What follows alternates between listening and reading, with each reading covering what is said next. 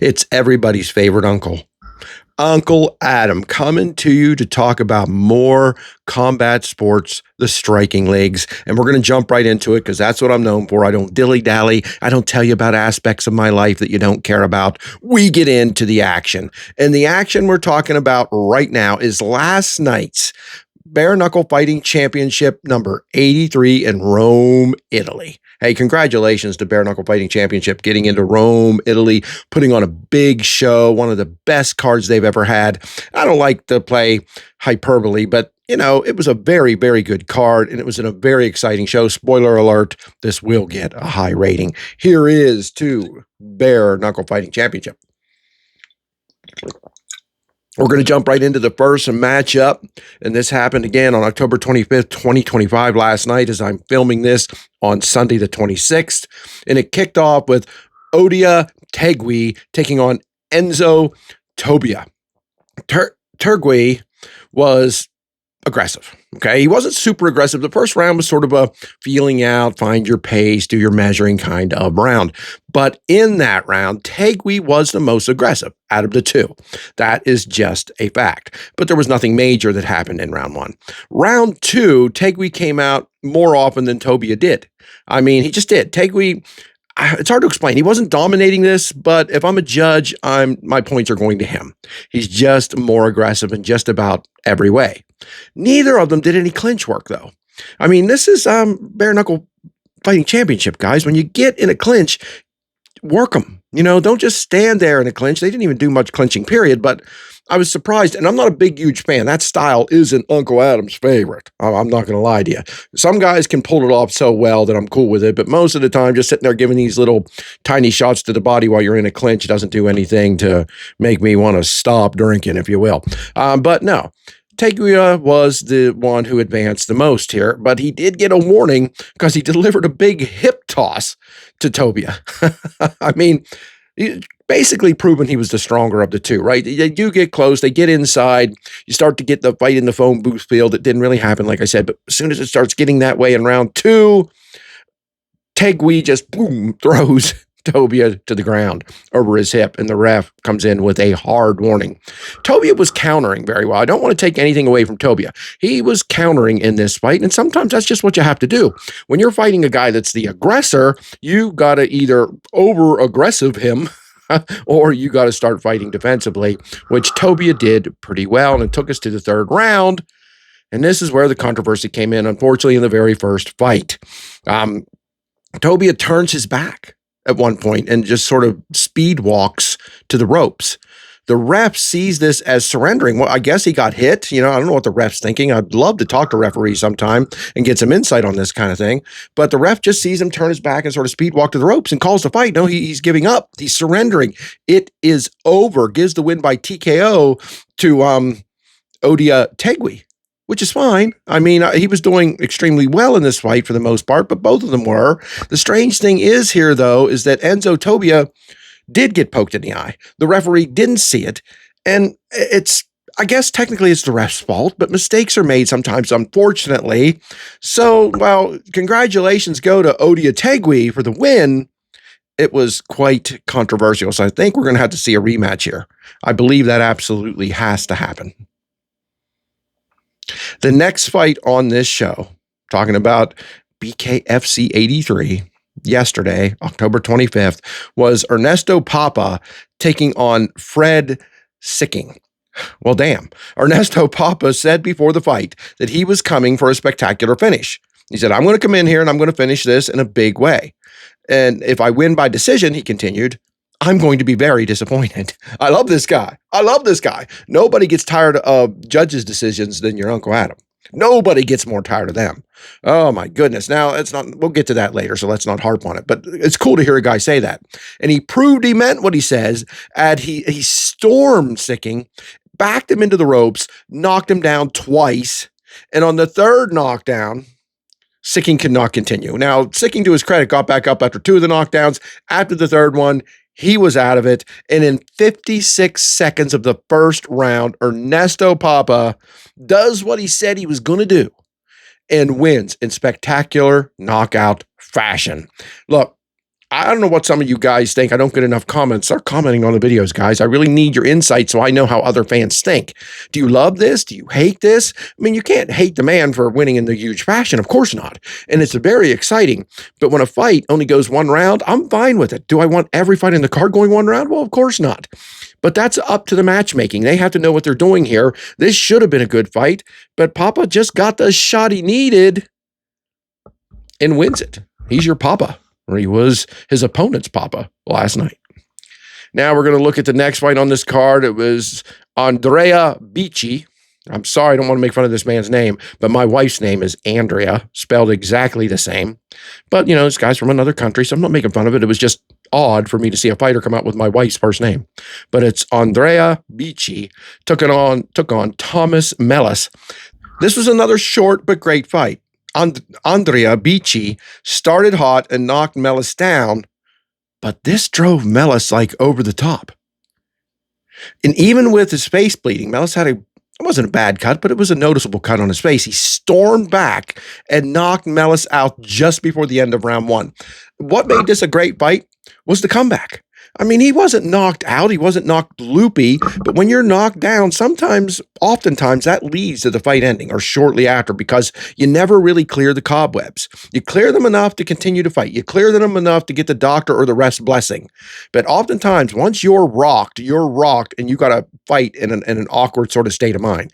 But here, it made Mellis go. It flipped the switch and he came out and oh, hell no. And he comes back and gets the win, knocking Bici out right at the end of the first round. Awesome comeback. Always fun to see. I enjoyed that. Short but sweet. Now, the next fight on BKFC 83 on 10/25/25 was the fourth fight, and it kicked off the main card. This was the start of the main card. I don't distinguish between prelim fights and main cards. I know everybody else does. But look, if you're good enough even to get on a prelim fight on a company like BKFC, you deserve all the credit in the world. And Uncle Adam's going to give it to you, baby. Here's to anyone that can get on a bare knuckle fighting championship show. The hell with calling you a prelim fighter. You are the man. But here, this first fight on the main card was Hayes Heppy taking on Krzysztof Wisniewski. Heppy started round one countering very well as Wisniewski was more aggressive. So we got the aggressor in Wisniewski and we got the counter fighter in Heppy. Okay, we got this set up for round one. However, it was a counter from Wisniewski that knocked Heppy down in the first round. So a nice counter shot, which can work, guys. You don't always have to be the one coming on super aggressively to win these fights. It wasn't over yet, but the counter got the knockdown. Okay, and that's where we are. After feeling each other's powers, the second round was much more measured and a little bit slower. I'm not saying it was bad, but both of them realized how strong each one of them were, and they took a little bit more precaution. Neither man wants their teeth knocked out, right? Heppy seemed to get more shots in during this round. That's round number 2, but I can't be certain. It was hard to tell. It was pretty even, in my opinion. Pretty even through round 2. Round 3 was like round 2, but Heppy's left eye looked horrible. Oh my God. This thing wasn't just bloodshot. It was blood exploded. I mean, his entire eye in here was red. You could see the color of his iris or whatever and his black pupil, but the rest was, not just red, not just irritated, it was bloody. It was very, very scary looking.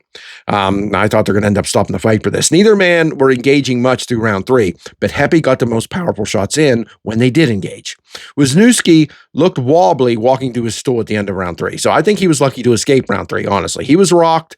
He was, he made it to his stool and made it through a round. But before round 4 could begin, the doctor examines Heppy's eye, that bloody, horrible looking, scary looking eye, and rules that he can't continue. And as much as that sucks, I think it was a good call. I think they should have stopped it the minute that eye looked like that. You'll see it in some of my screenshots going by here.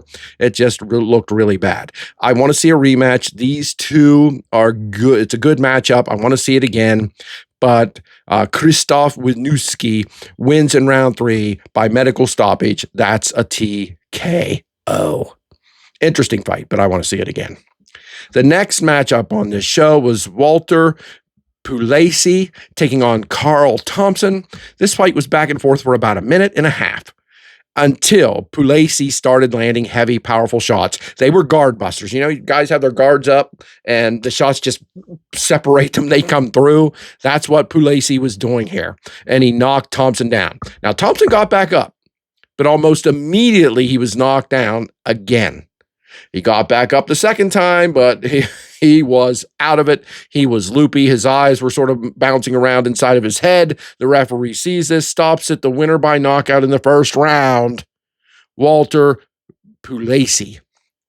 I thought it was good. I thought it was entertaining. I love when guys come full out, nonstop, no breaks.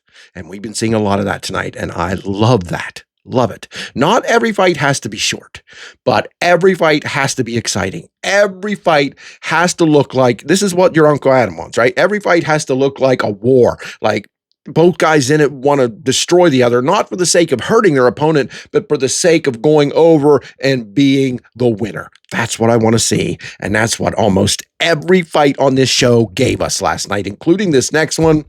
For the most part. Let's take a look at that. It was Dan Chapman taking on James Brown. And I don't talk stats much, but Brown has an incredible 11-inch reach advantage. 11 inches. That's almost a foot. That's ridiculous. That's gonzo to me. I can't believe it. Now, I just said how exciting all these fights were, and we're at the least exciting fight of the night. I'm going to be honest with you. I describe the fights that I watch. Uncle Adam likes fights that he calls leaners, fights that make me sit back, and I honestly do this. I'm not making this up for effect. This ain't a gimmick. When a fight is great, this is what I'm doing. I am leaning in. I'm watching it, and I'm like, I love it. This is awesome. And then there are fights that I call wieners. We got leaners and wieners. And let's talk about this, okay? A lot of times when you get a tall guy and a short guy, now I don't mean a little bit of difference. I mean significance. I'm talking like a foot or close to a foot difference in height. It can be fun because that causes the little guy, and no offense, again, I've said before, I'm only 5'8", I'm no giant, but it causes the smaller guy to have to, for the most part, come in. He has to come in, right? You can't win at a distance fighting a guy but that you're much shorter than, but at the same time, the length of this dude's arm is going to keep you at bay. So a shorter guy has to be extremely skilled at coming in, getting shots, and getting out. Well, I'm not saying that Chapman isn't skilled, but it didn't look like he was here. But that's taking nothing away from James Brown, who is a hell of a counterfighter when he has to be. Both guys wanted the other to come in, and neither was coming in. It was an odd fight. It wasn't bad. Both guys, I hate putting fights down, guys. I'm trying to get over it because I might be friends with these guys. I can't remember everybody I'm friends with on social media and who I'm not. I don't want to really personally knock any of them. It's hard when you lose, and I don't want to pile on. This fight was just boring. Okay, it was boring. Now, there was a situation where there was a small flurry at the end of round 2. Brown knocked Chapman down early in the round, but the ref called it a slip. An official outside the ring switches that and gives Brown a knockdown. Okay, because it was a knockdown. The ref made a mistake. So it was just interesting hearing that an official outside the ring overturned that and called it a knockdown. Now, during this fight, Chapman did a lot of daring to Brown. I tell him to come at him, but Brown keeps using his size difference, and this leads to nearly no action at all, or very little. Each fighter wants to do something that puts them in peril, so of course neither will do it. Chapman came in with some solid shots midway through round 3, but then instantly just started going backwards again, got on his horse and rode away. After 3, I struggled to care about this fight. I mean, that's a shame, but I did. All these other fights have been so exciting. Again, I don't need a knockout in the first round, but I don't need this either. Round 4 starts with the crowd booing pretty heavily. They, like me, are sick of this. Brown is cutting Chapman's face a little with pop shots. Brown gets to stay back, but hey, here's to you, brother. Good on you. Not knocking you for it. His strategy won out because he stayed back and just delivered pop shots to Chapman's face that was banged up pretty good. I mean, I've seen worse. I've seen a hell of a lot worse, but there's no doubt that Chapman either couldn't or wouldn't go inside. He did once or twice, but for the most part, they circled each other with Brown, who's an excellent fighter, just taking shots at a guy who wouldn't come in. Okay, so I'm not looking forward to this 5th round. But as I type that in my notes, Chapman's corner asks the ref to stop it, and it's over. Now, was Chapman beat up? Sure. Was he horribly beat up? Absolutely not. Now, I'm not going to call anyone a coward.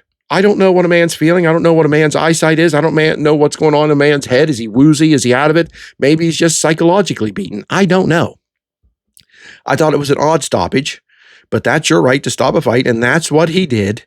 And James Brown gets the win and calls out a title shot. He wants a title shot. He says, that Stewart's been running from him and he wants him in the ring. Stop running, that he hasn't cleaned out the division like he says he has. So, big call out by James Brown in the biggest wiener fight of the night. That's not calling the fighters that, but this fight didn't do it for me.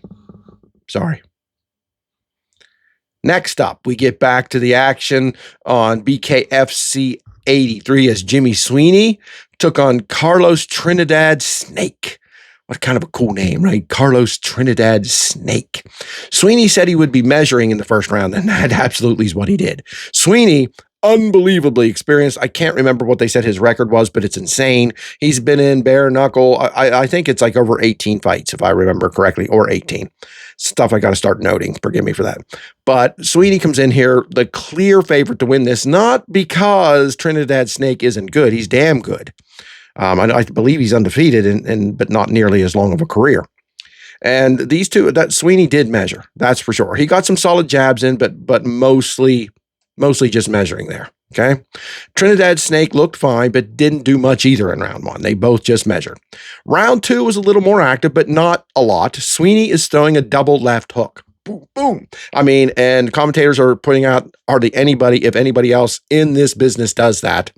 2 left hooks in a row is very difficult to see coming because it just isn't something that happens very often. So that was the most impressive part of watching Sweeney, was this double left hook that almost every time he threw it, it surprised Trinidad Snake. Still, though, overall, round 2 was kind of a nothing burger for me.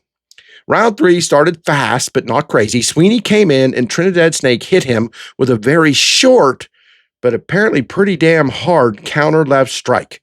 So Sweeney's coming in and Trinidad Snake sort of leaning back. And as Sweeney comes in, Trinidad Snake gets this like 3-inch punch maybe kind of thing onto the jaw of the very experienced and tough as hell Sweeney. And he's down and he doesn't get back up. Carlos Trinidad Snake, big knockout victory over Jimmy Sweeney. And he's elated. Of course he is. What an incredible victory for Snake. It must have been one hell of a left. Even though it was short, it was pretty sweet. Next up on BKFC 83 was the 8th fight of the night, and it was for the inaugural BKFC European Featherweight Championship. It saw Nico Gaffey taking on Jel Zegers. Nice to have a title fight here. A title fight always adds to the fun and the excitement of a show. But this was another short one, baby. Both guys exploded on each other with a ton of strikes. It was a huge flurry. I'm not saying they fought like brawlers, but they just came out swinging. Many strikes. But Gaffey broke through the defense. I talked about that earlier of Zegers and knocked him out in 1 minute and 13 seconds. Okay, they're both out there throwing. They're both out there striking. It's a leaner, baby. This is a leaner if there ever was one, even though it was only 1 minute and 13 seconds. It was 1 minute and 13 seconds of leaning in, like I'm leaning into this, and you're saying, Uncle Adam, back up. That's what it was. And the guy who can break through the other's defense, that's the guy who's going to win every time. And that what happened here. Gaffey broke through Zegers' defense and knocked him out and became our new BKFC European Featherweight Champion, Nico Gaffey. Hell of a fight. Short one. Short but sweet. That's something I'm saying a lot tonight, but I'm fine with that. The next fight on this show, the 9th fight of the night, was for the inaugural BKFC European middleweight title. Okay, now keep in mind, these are European titles. They will give you an in to fighting for the world title. I like it. Let's get some titles over there. Let's have some exclusive European shows once in a while, even though I prefer them here on the American soil for sure. But this is fun and this is interesting. Francesco Ricci took on Joseph Halla. Both guys came out swinging, much like the last fight, but Halla was especially a Tasmanian devil. He is just going crazy Constant pressure. But Ricci promised to get his timing down. He's pointing to him. He's like, yeah, you're coming at me like a wild man, but I'm going to get the timing down and I'm going to nail you. I promise you. He didn't say those words, but he's pointing to him, shaking his head. And that's what he's trying to say. That happened right at the end of round 1. Hala continues his solid pressure in round 2 and knocks Ricci down twice. So it seems like Ricci didn't get the timing down. He got his ass knocked down 2 times. Ricci barely made it back up before round 2 ends. So he makes it to the 3rd round. But in the 3rd round, Wild Man Hala keeps coming and coming and coming, and he knocks Ricci down 3 times in this round. To his credit, Ricci kept getting up, man. This sumbitch, he ain't going to quit. I mean, let's take another drink for a guy who gets pounded down numerous times and gets back up every one of them. Hala assaulted Ricci against the ropes after that 3rd get back upper, and the ref stops the fight. The ref's like, no, I'm not going to have you pounded into oblivion. I'm not going to have you beat into the hospital.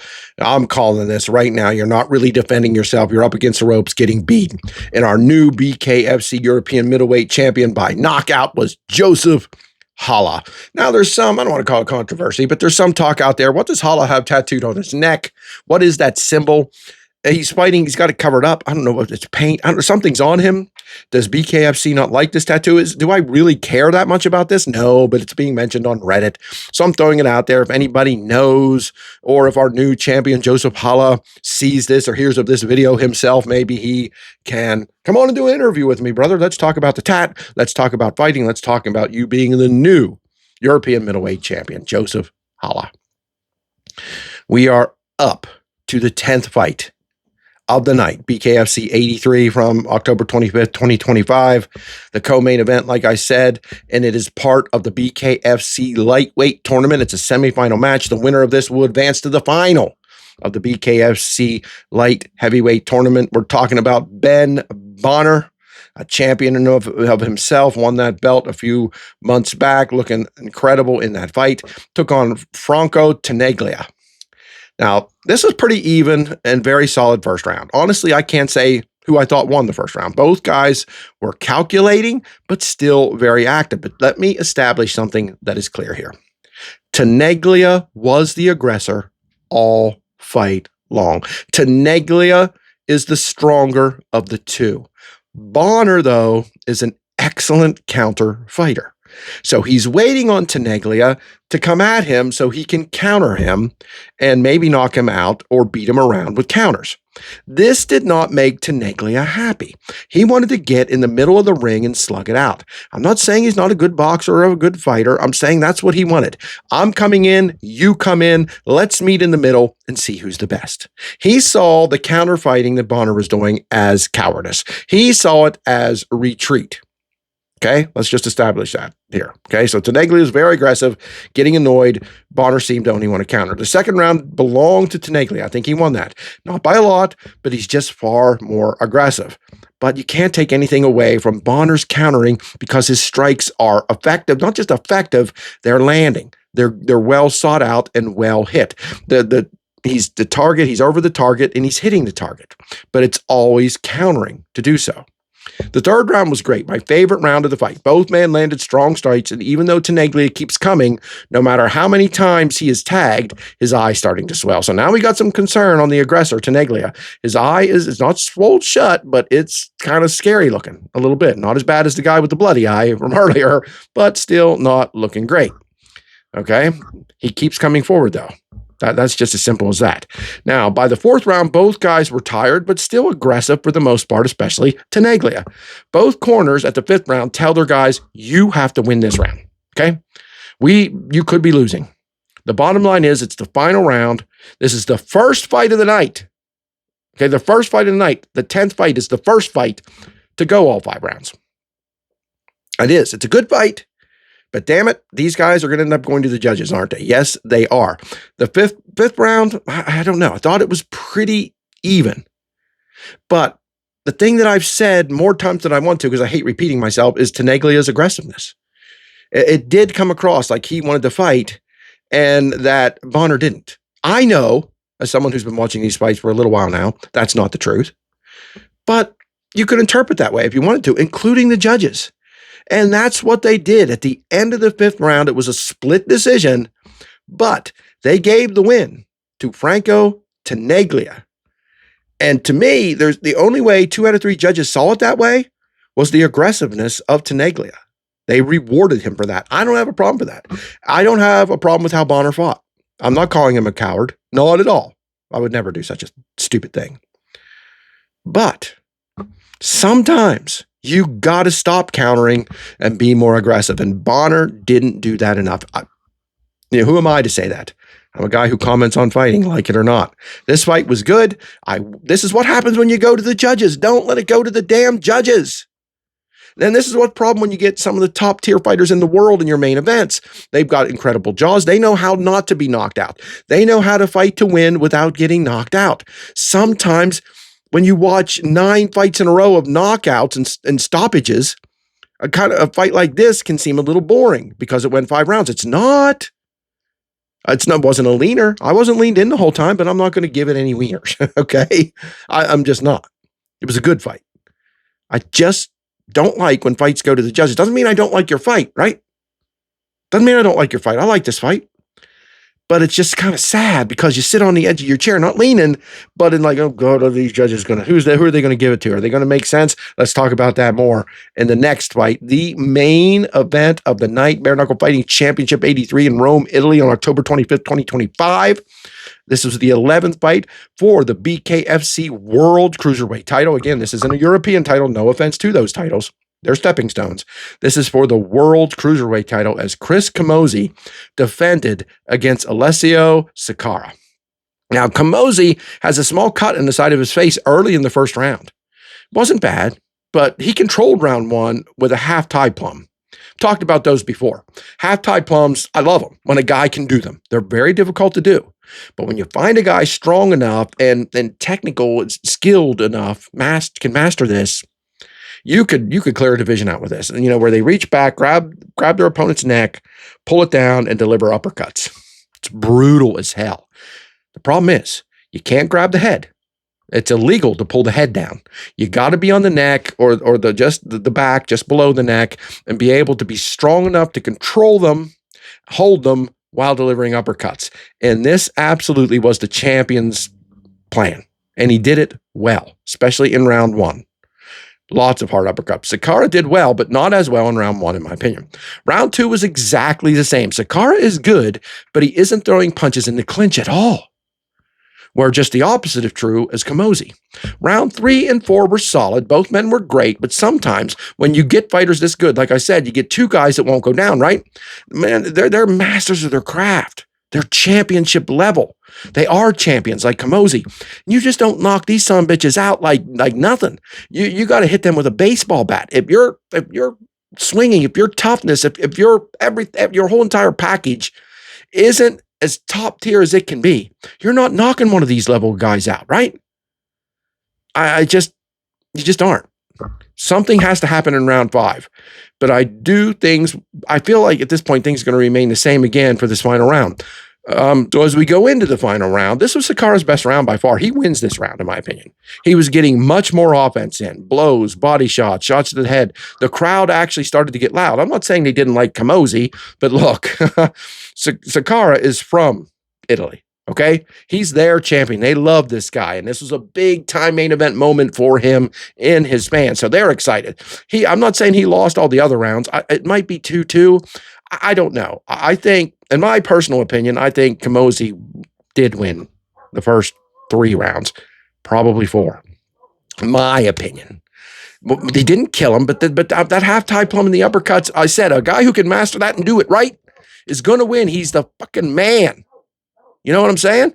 Now, Sakara stormed back. He had a huge round 5. He didn't almost knock Camozzi out or anything like that, but he really came on strong and dominated the 5th round, in my opinion. But it reaches the end, and we're going to the damn judges. Now, guys, again, I've expressed it enough, so I won't continue to paint the picture of how much I don't like this. Love the fight, love the fighters, don't like this. Now, another opinion of mine I think I've shared before. If you are going to take a title off a champion, the champion needs to be undoubtedly beaten in points. Undoubtedly. Okay. There was some doubt in here. Did Sakara not, did he stand no chance? No, that's not what I'm saying. What I'm saying is Sakara did not dominate the champion and should not have won as he did here by split decision, becoming the new BKFC World Cruiserweight title. Now, it was a moment for them. They're in Italy. The Italian guy won. Conor McGregor's in there hyping it up. This was the most inspirational thing I've ever seen in my life. Look, I love Conor McGregor. One of the best to ever do it for sure. Arguably the toughest pound for pound fighter to ever live. Arguably, I said. But he's hyping his company. Of course, I love his company. Obviously. I mean, I've got more shirts than I can afford. I love bare knuckle fighting, but this fight was good. This fight was solid, but I got to call a flag on the decision here. I think Kamosi was sort of cheated a little bit. Not that anybody cheated. I'm saying the refs were shit. Or the judges, not the refs. Throw a flag on myself. I'm going to talk right. No, I think the judges were wrong here. Not the end of the world, but to take a championship off a guy that wasn't clearly dominated, if you are going to beat a champion by points, it should be painfully obvious, not split decision bullshit. And if you can't, then you lose. Knock the champion out and win, or destroy him in points and win. If neither one of those two things happen, the challenger doesn't win. Period. That's how it should always be. No offense. And this was a great moment. I congratulate, I think they said he was, 47 years old or whatever. Sakara. I mean, hell, I can't fathom. I'm 55, so 47 wasn't that long ago for me. I can't fathom going through what he went through here at that age. God bless him. Congratulations to him. I think it was a wrong decision. So overall, what did I think of this show? I loved it. I loved it. I think there were 9 fights that end, or 10, 9 or 10 fights that ended in the middle of the ring. Knockout, stoppage. The last 2 were solid fights, but freaking judges' decisions. That just takes a little bit out of it. Just a little bit, but not enough to not make this show solid, good, and very exciting overall, meaning I'm going to give it a 9 out of 10.